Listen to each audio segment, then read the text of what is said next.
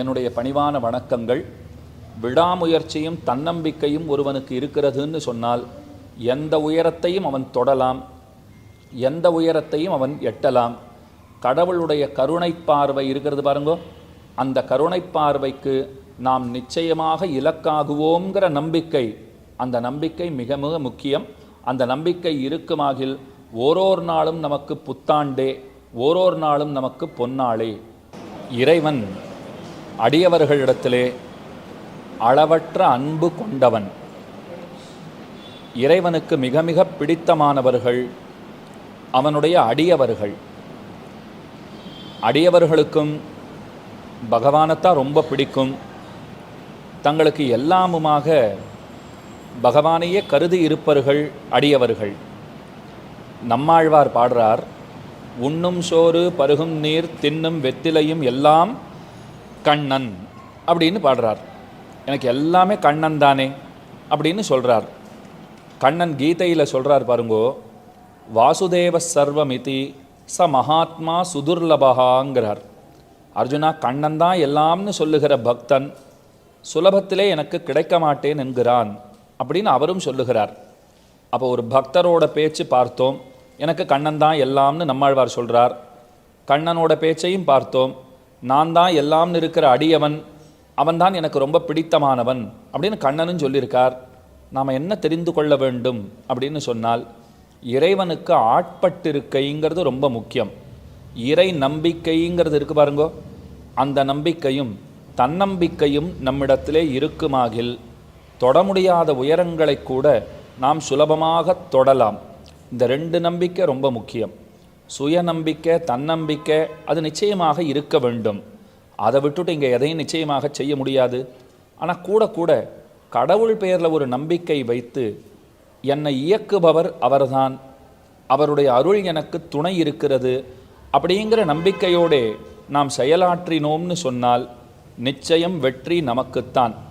நாம் ஓரோரு நாளையும் எப்படி தெரியுமா எதிர்பார்க்கிறோம், இந்த நாள் நமக்கு நல்ல நாளாக இனிய நாளாக அமையாதோ அப்படிங்கிற எதிர்பார்ப்பு நிச்சயமாக அத்தனை பேருக்கும் இருக்கிறது. என் வாழ்க்கையில் பெரிய திருப்பு முனையை இந்த நாள் ஏற்படுத்தாதா அப்படின்னு ஓரோரு நாளையும் நாம் எதிர்பார்க்கிறோம் இல்லையோ? நல்ல எதிர்பார்ப்பு தான். அதற்கு தகுந்தாற் போலத்தான் நாம் செயலாற்றவும் செய்கிறோம். வேலை செய்யாமல் இல்லை, வேலை செய்கிறோம். ஆனால் முழு முனைப்போடு பண்ணுகிறோமான்னு கேட்டால் பல நேரங்களில் நாம் எப்படி தெரியுமா இருப்போம், இதை செய்ய வேண்டியிருக்கு அதுக்காக செஞ்சுட்டுருக்கேன் அப்படின்னா முழு மனத்தோடே ஈடுபாட்டோடு பண்ணலேங்கிறது அர்த்தம். எப்போ ஈடுபாட்டையும் காண்பித்து அதிலே நாம் ஈடுபட்டு செய்கிறோமோ, இதை இப்படித்தான் செய்ய வேண்டும், வெற்றிகரமாக முடிக்க வேண்டும்ங்கிற அந்த உறுதியோடே உறுதியான எண்ணத்தோடே ஒருத்தர் செயலாற்றுகிறார்னு சொன்னால் இறையருள் தனக்கு இருக்கிறது என்று அவர் நம்புவாராயின் நிச்சயமாக கடவுள் கைவிட மாட்டாருங்கிறது தான் உண்மை. வள்ளுவர் ரொம்ப அழகாக சொல்கிறார், ஒருத்தன் செய்து முடிக்க வேண்டும், ஒரு காரியத்தை செய்து முடித்தே ஆக வேண்டும்னு புறப்பட்டான்னு சொன்னால் அவன் வேலையை கூடவிருந்து செய்வதற்காக கட்டிய வேட்டியை மடித்து கொண்டு கடவுள் உடன் புறப்படுவார் என்று வள்ளுவர் திருக்குறளிலே சொல்லுகிறார். அப்போ நீ முனைஞ்சுட்டா போதும், உன்னிடத்துல அந்த விடாமுயற்சி இருந்தால் போதும், நீ வேலை செய்யணும்னு தீர்மானிச்சுட்டாயானால் உனக்கு துணை புரிவதற்காக கடவுளே வருகிறாருங்கிறதத்தான் வள்ளுவரும் காட்டி வைத்திருக்கிறார். அப்போ உங்களிடத்துல எல்லாம் பிரார்த்தனை என்ன அப்படின்னு கேட்டால், வேலைகளை செய்யுங்கள், பலனிலே எதிர்பார்த்து வேலைகளை செய்யாதீர்கள். பலனை கடவுளிடத்திலே விட்டுவிடுங்கள், அவர் நிச்சயம் நல்லதை செய்வார்னு நம்புங்கள். இப்போ நீங்கள் கேட்கலாம், வேலையை நாங்கள் பண்ணிட்டோம் பலனை நாங்கள் எதிர்பார்க்கக்கூடாதுன்னா தப்பாக படுறதே, நாங்கள் செஞ்ச வேலைக்கு அதுக்கு என்ன பலன் வேணும்னு நாங்கள் கேட்கக்கூடாதா அப்படின்னு நீங்கள் கேட்கலாம். இப்போ ஒரு விஷயம் சொல்கிறேன் பாருங்க, உங்களுக்கு புரிஞ்சுடும். என்னென்னா, ஒரு முதலாளி அவரிடத்துல ஒருத்தன் வேலை பார்க்குறான், ஆனால் மாடு மாதிரி உழைக்கிறான்னு வச்சுக்கோங்க. மாதமான 15,000 ரூபாய் முதலாளி சம்பளம் கொடுக்குறார். இவன் ஒரு மாதம் ரொம்ப அதிகமாக உழைச்சிட்டான். எந்த அளவுக்கு உழைச்சிருக்கான்னால் சுமாராக ₹1,00,000 சம்பளம் தர அளவுக்கு உழைச்சிருக்கான். அவனுக்கு கோபம் வந்துடுத்து. மாதம் 15,000 தான் கொடுக்குறார், இந்த மாதம் அவரை விட்டேனா பார், நான் ரொம்ப உழைச்சிருக்கேன், ஆனால் ஒன்றும் எத்தனை அளவுக்கு உழைச்சிருக்கான்னு அவனுக்கே தெரியல. ₹1,00,000 சம்பளம் கொடுக்குற அளவுக்கு உழைச்சிருக்கான். அவன் என்ன தெரியுமா நினச்சிட்டு இருக்கான், இந்த மாதம் ஒரு 5,000மோ 1,000மோ மேலே போட்டு கொடுத்தா தான் ஆச்சு, 15,000 கொடுத்தா நான் வாங்க மாட்டேன், 20,000 கொடுக்கணும், இல்லைன்னா 16,000 கொடுக்கணும் அப்படின்னு நினச்சிண்டு சண்டை போட ஆரம்பிச்சுட்டான் முதலாளியின் இடத்துல. முதலாளி நல்லவர் தான். அவர் என்ன நினச்சிருந்தார் தெரியுமா? ₹1,00,000 வேலை பார்த்துருக்கான், ₹1,00,000 கொடுத்துடுவோன்னு நினச்சிட்டு இருக்கார். அவர் சம்பள கவரை கொடுக்கறதுக்கு முன்னாடியே இவன் கோபப்பட ஆரம்பிச்சுட்டான். இந்த தடவை 15,000 கொடுத்தாலாம் ஆகாது, 20,000 கொடுக்கணும், இல்லை 16,000 கொடுக்கணும்னு சண்டை போட்டான் பாருங்கோ. முதலாளி பார்த்தார், நல்ல வேலை, 80,000 கிட்டத்தட்ட மிச்சம் பண்ணிவிடலாம் போல் இருக்கு. அவன் எவ்வளோ உழைச்சிருக்கான்னு அவனுக்கே தெரியல, அவனுக்கு ₹1,00,000 கொடுத்து என்ன பிரயோஜனம் அப்படின்னு நினைக்கிறார். இந்த கதை எதுக்கு தெரியுமா? கடவுள் கூட அதைத்தான் சொல்கிறார். நீ வேலையை மட்டும் செய், நீ செய்த வேலைக்கு என்ன கூலிங்கிறத தீர்மானிக்கிற அளவுக்கு நீ அறிவாளி கிடையாது. அதை என் பொறுப்பில் விட்டுவிடு.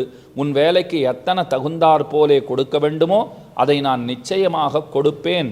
கர்மண்யேவ அதிகாரஸ்தே மா பலேஷு கதாச்சன. வேலையை செய்வாய், பலனில் கண் வைக்காதேங்கிறார். பலனை பற்றி சிந்தனையே செய்யாதே. பரீட்சை எழுதுகிற மாணாக்கர்களுக்கு கூட நிச்சயமாக ஒரு விஷயத்தை எல்லாரும் சொல்லித்தான் ஆக வேண்டும். என்னென்னா, பரீட்சையை எழுதுங்கோ, அப்போவே மதிப்பெண்கள் எத்தனை வரும்னு அந்த கணக்கு போடவே வேண்டாம். உங்களுக்கு தெரிஞ்சதை அழகாக எழுதிட்டு வாங்கோ. மேலே கடவுள் உங்களுக்கு என்ன கொடுக்கணுமோ அதை நிறைவாக கொடுப்பார். அதில் ஒன்றும் சந்தேகமே கிடையாது. இன்னொன்று கவனித்து பாருங்கோ, ஒரு குழந்தைக்கு பசி எடுக்கிறதுன்னு வச்சுக்கோங்க. சின்ன குழந்தை, அந்த குழந்தை தாயார் இடத்துல போயிட்டு எனக்கு பசிக்கிறது சோறு போடு கேட்கணுங்கிற தேவையே இராது. தாயார் தானாக அந்த குழந்தைக்கு பசிக்கிறதுங்கிறத தெரிந்து கொண்டு அந்த குழந்தையினுடைய பசி ஆற்றுவதற்கு கிண்ணகத்திலே சாதத்தை பிசைஞ்சு கொண்டு வராளா இல்லையா? அந்த தாயார்கிட்ட போய் குழந்தை கேட்கணுமா, எனக்கு பசிக்கிறது எப்போ சோறு போடுவேன்னு கேட்கணுங்கிற அவசியமே கிடையாது. அப்படித்தான் நேரத்திற்கு உங்களுக்கு எவ்வவத்தையெல்லாம் தர வேண்டுமோ அவ்வவத்தையெல்லாம் தருவதற்கு கடவுள் சித்தமாக இருக்கிறார். நாம் செய்ய வேண்டியதெல்லாம் அவரிடத்துல அபாரமான நம்பிக்கை, அச்சஞ்சலமான பக்தி. அப்படின்னா என்ன அர்த்தம்னா, அசையாத பக்தி.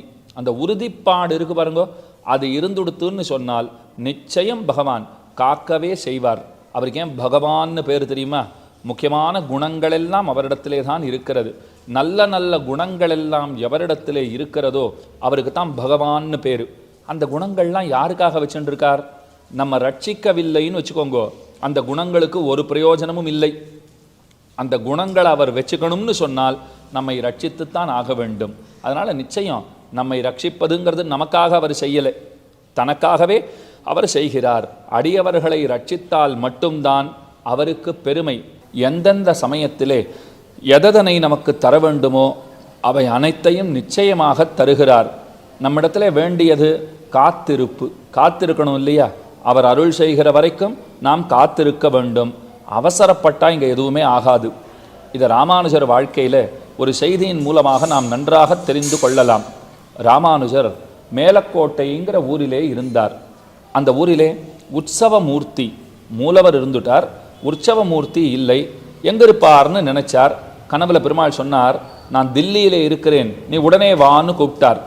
கிட்டத்தட்ட 85 வயசு ராமானுஜருக்கு. உடனே புறப்பட்டு போனார். விடாமுயற்சிக்கு எடுத்துக்காட்டு இந்த செய்தி.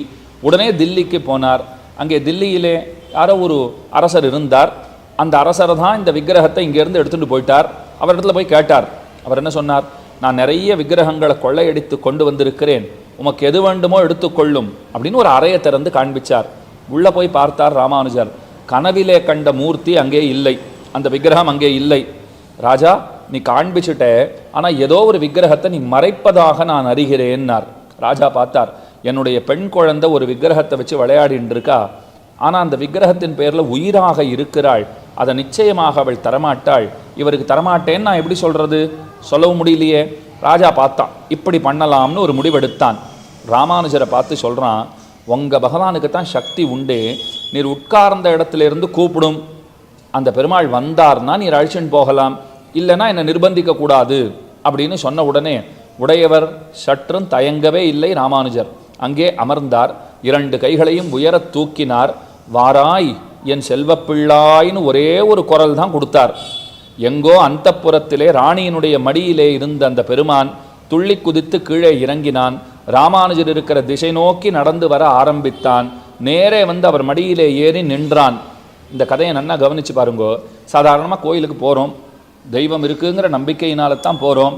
ஆனால் தெய்வம் நடந்து வரும்னு சொன்னால் நாம் நம்புவோமா? அதெல்லாம் அது நடக்காது சுவாமி. பல்லக்கிலே வைத்து அவரை சில பேர் சுமந்து வந்தால்தான் அவராலே நடந்து வரவே முடியும். அவராக நடந்து வர முடியாது அப்படின்னு நாம் உறுதியாக சொல்லிடுவோம். ஏன் பகவான் நடக்கிறது இல்லைன்னு உங்களுக்கு தெரியுமா? அவர் நடக்க மாட்டார்னு நாம் உறுதியாக நம்புறதுனால தான் அவர் நடக்கிறது இல்லை. அவருக்கு நாம் ஏதாவது கொண்டு போய் சாப்பிட்றதுக்கு நைவேத்தியம் கொடுத்தோம்னால் நம்ம என்ன நம்புகிறோம்? இதை கொண்டு போய் வைப்போம், ஆனால் அவர் சாப்பிடலாம் மாட்டார். சாப்பிடுவார்னு ஒரு நாள் நம்பி பாருங்கோ, கண்டிப்பாக சாப்பிடுவார். சாப்பிட மாட்டார்னு உறுதியாக நம்புகிறோம், அதனால் அவர் சாப்பிட்றதில்லை. நடக்க மாட்டார்னு உறுதியாக நம்புகிறோம், நடக்க மாட்டேங்கிறார். ராமானுஜர் நம்பினார், நடப்பார்னு நம்பினார், நடந்து வந்தார், அவர் மடியிலே ஏறி அமர்ந்தார். அப்போ விடாமுயற்சிங்கிறது முக்கியம். 85 வயது முதியவர் இங்கேருந்து புறப்பட்டு வடமாநிலத்துக்கு போய் அந்த பெருமானை எழுந்தருளப் பண்ணி கொண்டு வந்திருக்கிறார்னு சொன்னால் அவர் முயற்சியிலே அவர் வெற்றி பெற்றார்.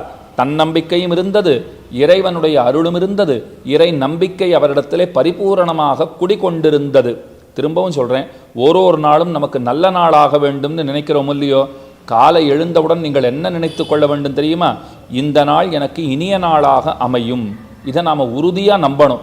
இந்த நாள் எனக்கு இனிய நாளாக அமையும்னு சொல்லணும். ராத்திரி உறங்க போகும்போது அந்த தினத்திலே நாம் செய்த பிழைகளை எல்லாம் நாம் எண்ணி பார்த்து இதை எப்படி குறைத்து கொள்ளுவது அப்படிங்கிற ஒரு எண்ணத்தோடு மேலே எப்படி குறைத்து கொள்ளுவதுங்கிற ஒரு சிந்தனையை செய்து அதை நாம் செயல்படுத்தவும் வேண்டும். காத்தால எழுந்துக்கிச்சே இந்த நாள் இனிய நாள்னு நினச்சிக்கோங்கோ.